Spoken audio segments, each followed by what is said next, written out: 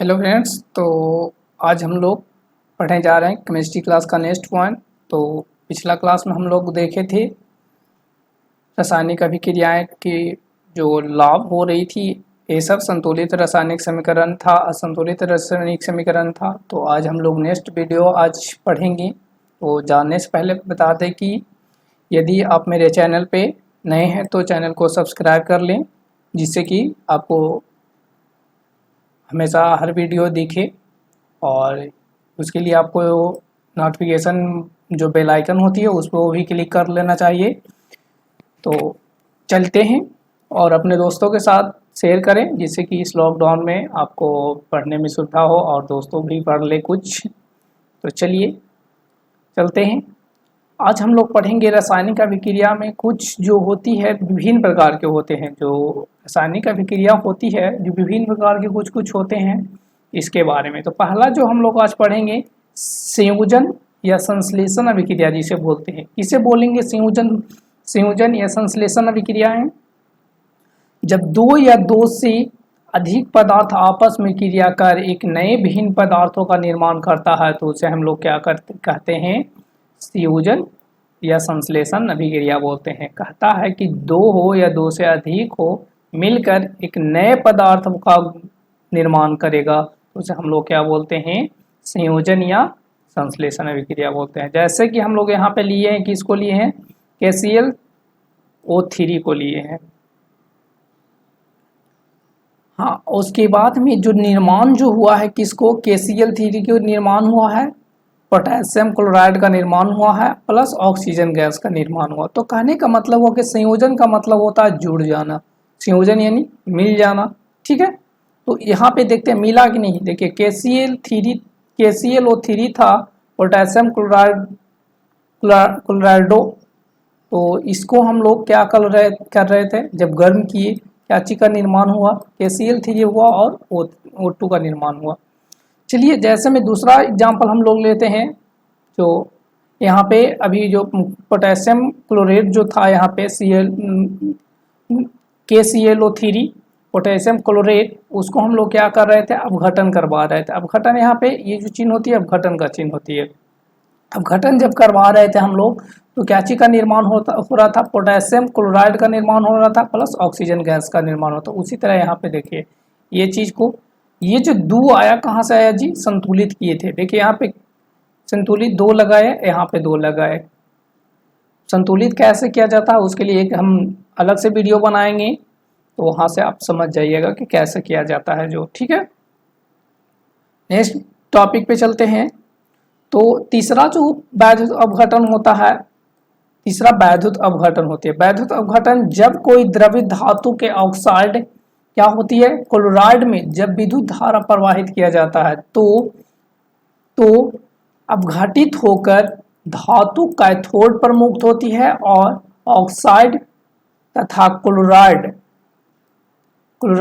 Anode पर मुक्त होता है। ये चीज याद में रखना है हमेशा कि जब धातु जो हो रही है कैथोड पर मुक्त होगी, जब कोई द्रवित धातु को हम लोग ऑक्साइड वाले क्लोराइड में जब विद्युत धारा प्रवाहित करते हैं तो धातु कहाँ पे होगा?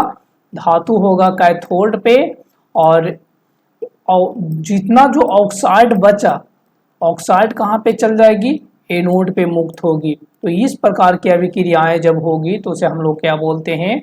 वैद्युत अपघटन अभिक्रिया बोलते हैं, वैद्युत अपघटन बोलते हैं। ठीक है, जैसे में हम लोग लेते हैं एक एग्जांपल लेते हैं सोडियम क्लोराइड को। किसको लेते हैं? NaCl को। जब NaCl को वैद्युत अपघटन कराया जाता है तो क्या करते हैं? NaCl में हम लोग करते हैं प्रवाहित करते हैं तो क्या होती है? जो सोडियम जो होती है, सोडियम है जो धातु है, धातु क्या चल जाती है? कैथोड पे चल जाती है। और क्लोरीन जो उसमें जो रहता है, क्लोरीन जो रहती है क्या हो जाती है? कहाँ चल जाती है? एनोड पे चल जाती है। अभी यहाँ पे वही चीज बताया गया है यहाँ पे कि जो ऑक्साइड जो धातु के ऑक्साइड रहेगा, क्लोराइड जो यहाँ पे रहेगी वो कहाँ चल जाती है? एनोड पे चल जाती है। ठीक है, यहीं पे वही चीज यहाँ पे दिखाया गया डायग्राम में। ठीक है, चलिए देखिए एक ये बर्तन है, यहाँ पे बैटरी वाला जो सेल लिए थे, एक बैटरी का जो मान लिया जाए कि डब्बा है, बैटरी जो ढांचा जो रहता है ना वो वाला, इसमें NaCl इसमें डालते हैं और एक क्या करते हैं, उसमें हम लोग डालते हैं, किसको डालते हैं,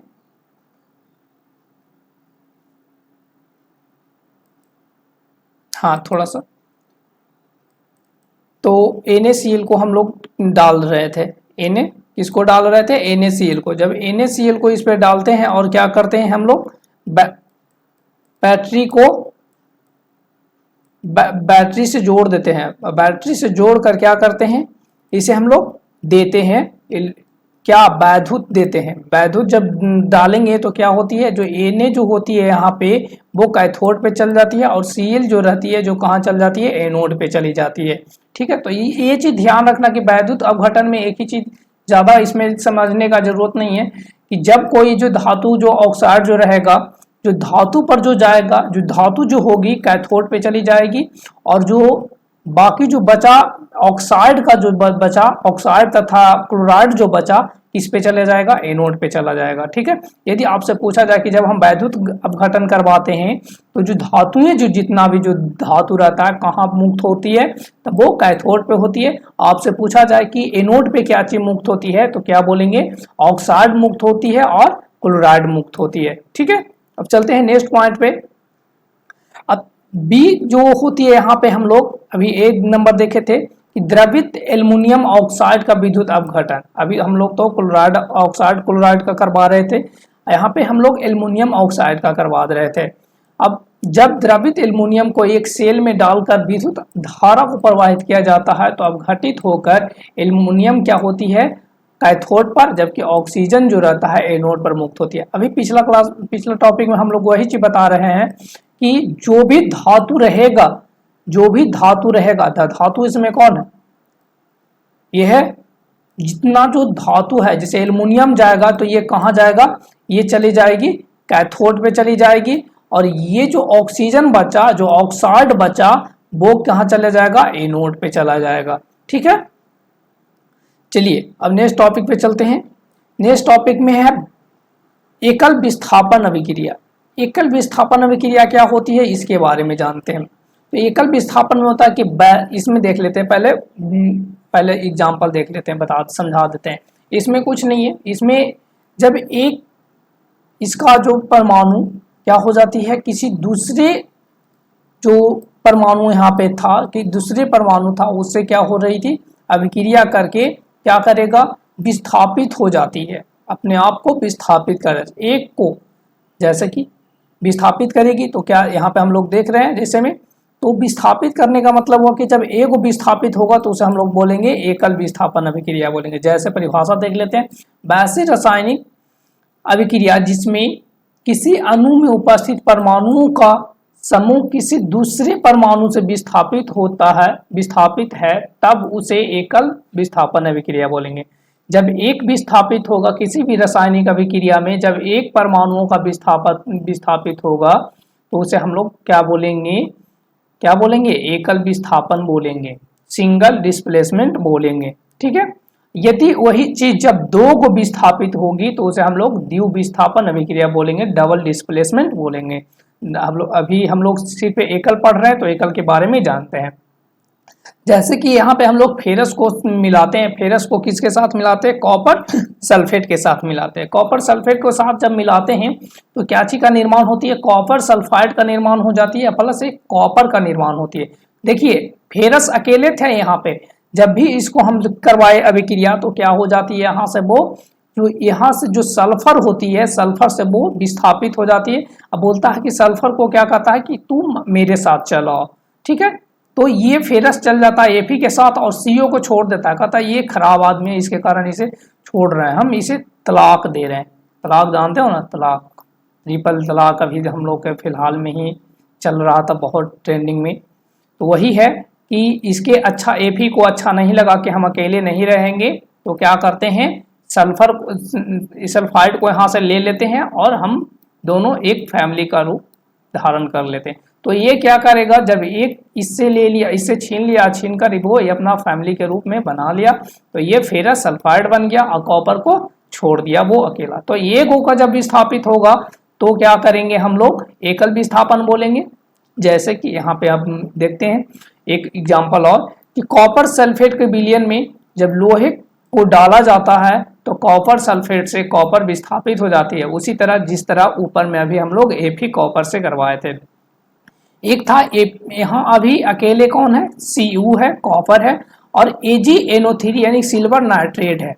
ये दोनों का जब अभिक्रिया हम लोग कराते हैं तो क्या होती है, जो यहाँ पे यहाँ पे बोलता है कि Cu जो बोलता है कॉपर कि NO3 से कि तुम मेरे साथ चलाओ, तुम मेरे साथ चलाओ, और एक फैमिली के रूप में बनाते हैं। तो उसी तरह से यहाँ से NO3 को ले लेता है ये कॉपर, तो ये अपना फैमिली के रूप में बना लेता है। और जो बचा कौन, Ag यानी कि सिल्वर को छोड़ देता है अकेले, बेचारा वो अकेले भटकते रह जाता है और ये अकेले अपना अलग ले लेती है स्थान। उसी तरह हम लोग जिंक को देखेंगे। जब जिंक को क्या करते हैं कि इसके साथ कॉपर सल्फेट के साथ सल्फाइड के साथ जब अभिक्रिया कराते हैं तो जिंक सल्फाइड का निर्माण होती है, प्लस कॉपर को बेचारा को छोड़ देता है इसे। ये जो अकेले रहता है वो किससे ले लेती है, जो डबल रहती है, जो ग्रुप में रहता है और जिसका फैमिली रहती है उससे छीन लेता है और ये लेकर चल जाता है। जैसे कि आज के डेट में हम लोग मान लें किसी को शादी होती है तो उसकी फैमिली में जो लड़की रहती है उसको क्या करता है, वो लड़का लेके चल जाती है घर पे, तो ये जो फैमिली रह जाती है क्या होती है, अकेला ही रह जाती है। तो उसी तरह से जब एक को ले जाती है तो क्या बोलेंगे, एकल विस्थापन बोलेंगे। ठीक है, नेक्स्ट पॉइंट पे चलते हैं। अब बी में हम लोग देखते हैं बी की कम क्रियाशील अधातुओं का उनके यौगिक से विस्थापन। कहता है कि जो कम, वहां तो अधिक था क्रियाशील धातु, इसके कारण अब यहाँ पे कम है। जैसे कि बात किया जाए कि Na ब्रोमाइड यानी कि सोडियम ब्रोमाइड को हम किसके साथ कराते हैं, क्लोरीन के साथ करवाते हैं। किसके साथ, सोडियम ब्रोमाइड के साथ कराते हैं, किसके साथ, क्लोरीन के साथ करवाते हैं। तो क्या चीज का निर्माण होता है, Na जो रहता है ये अकेला जो है, यहाँ पे बोला कि हम Br के साथ यानी ब्रोमाइड के साथ हम रहना नहीं चाहते हैं, ब्रोमाइड के साथ हमें रहना नहीं चाहिए, हमें तलाक दे दो। तो ये क्या किया, इन्हें क्या किया, ब्रोमाइड को छोड़ दिया और किसके साथ चल गया, Cl के साथ चल गया। तो ये बना लिया क्या चीज, NaCl बना लेती है और ब्रोमाइड बेचारा अकेले बच जाती है। तो ब्रोमाइड अकेला अपना विस्थापित, देखो यहाँ पर भी एक ही को विस्थापित हुआ, तो एक विस्थापित होगा तो उसे क्या बोलेंगे, आप लोग समझ गए होंगे क्या बोलेंगे, विस्थापन, एकल विस्थापन अभिक्रिया बोलेंगे। जैसे कि यहाँ पे देख लेते हैं, सोडियम ब्रोमाइड के विलयन में जब क्लोरीन गैस को प्रवाहित किया जाता है तो सोडियम क्लोराइड तथा Br2 यानी कि ब्रोमाइड जिसका विलयन का रंग भूरा हो जाता है। उसी तरह से जैसे कि नीचे यहाँ कहता है कि पोटेशियम आयोडाइड को हम किसके साथ करवाते हैं, क्लोरीन के साथ अभिक्रिया कराते हैं। तो क्या होती है, पोटेशियम होती है जो Cl के साथ चली जाती है और आई को यानी कि आयोडीन को क्या करता है, छोड़ देता है। आयोडीन बेचारा भटकते अकेले चल जाती है दूसरे शहर में, और ये जो चलाता पोटेशियम जो रहती है किसके साथ चल जाती है, क्लोरीन के साथ चली जाती है। ठीक है, तो देख लेते नीचे, पोटेशियम आयोडाइड के विलयन में क्लोरीन गैस को प्रवाहित किया जाता है तो क्या कहती है, KCl पोटेशियम क्लोराइड तथा I2 यानी आयोडीन जिसका विलयन का रंग बैगनी हो जाता है वो अलग हो जाती है। ठीक है, अगला C है, क्रियाशील धातुओं द्वारा अम्लों से हाइड्रोजन का विस्थापन। अगर जो क्या किए, जो क्रियाशील धातु था उसे हम अम्लों से हाइड्रोजन को विस्थापित करवाए, अम्ल से कराए। जो क्रियाशील धातु है, जो क्रियाशील धातु यहाँ पे क्या है, Zn है जो क्रियाशील धातु है, और उसको हमें कराना है किससे कराना है, अम्ल से करवाना है। जब अम्ल से करवाते हैं क्रियाशील धातु को तो क्या चीज का विस्थापन होती है, हाइड्रोजन का विस्थापित होता है। आपसे पूछा जाए कि जब हम धातु को अम्ल से अभिक्रिया करवाते हैं तो किस चीज का निर्माण होती है, तो किस चीज का विस्थापित होती है, तो क्या चीज का विस्थापित होगा, क्या चीज का विस्थापित होगा, हाइड्रोजन गैस का। ऊपर का चिन्ह यानी कि क्या, ऊपर का चिन्ह का मतलब होता है क्या, कि वो गैस बाहर कर रही है। ठीक है, तो सल्फ्यूरिक अम्ल, जैसे एक एग्जांपल और है, सल्फ्यूरिक अम्ल के विलयन में जिंक को डालते हैं तो क्या होती है, हाइड्रोजन विस्थापित हो जाती है। ध्यान में रखना है कि जब हम धातुओं को, क्रियाशील धातु, कम धातुओं ने क्रियाशील धातुओं को किसके साथ करवाते हैं, अम्ल के साथ अभिक्रिया करवाते हैं तो क्या चीज का निर्माण होती है, हाइड्रोजन गैस का निर्माण होती है।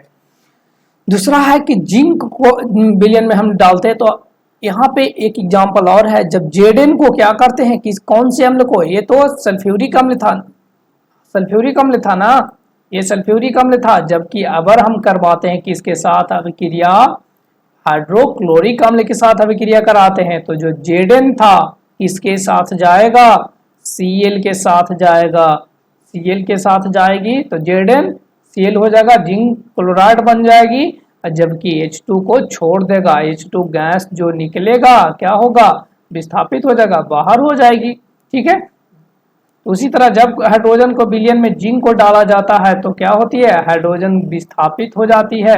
ध्यान में रखना, ये इंपॉर्टेंट क्वेश्चन है, हमेशा पूछा जाता है ये सब क्वेश्चन, कि जब हम किसी भी धातुओं में, जब धातुओं को अम्ल से अभिक्रिया करवाते हैं तो क्या चीज का निर्माण होता है, तो जब ध्यान में रखना कि जब धातु से हम अभिक्रिया कराते हैं, किससे, धातु को अभिक्रिया कराते हैं, किससे करवाते हैं, अम्ल से अभिक्रिया करवाते हैं, तो क्या चीज का निर्माण होती है, हाइड्रोजन गैस विस्थापित हो जाती है। ठीक है, तो आज का क्लास यहीं तक, लास्ट टॉपिक था।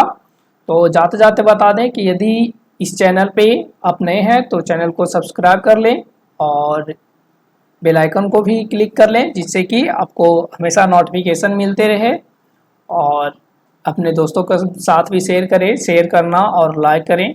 लाइक करने में आप लोग बहुत कम करते हैं, तो लाइक करें भी। और यदि आपको कुछ ऐसा डाउट लगता है कि सर ये पॉइंट हमें समझ में नहीं आया है, तो कमेंट भी कीजिए, कमेंट करके बताइए कि सर हमें ये पॉइंट समझ में नहीं आया है, तो या आपको कुछ डिमांड है तो बताइए कि हाँ सर हमें कुछ ऐसा एक्सरसाइज हमको पढ़ना है, ये एक्सरसाइज पढ़ना है, तो उसकी वीडियो भी हम अलग से बनाएंगे आप लोग के लिए। तो चलते हैं, थैंक्स फॉर वॉचिंग।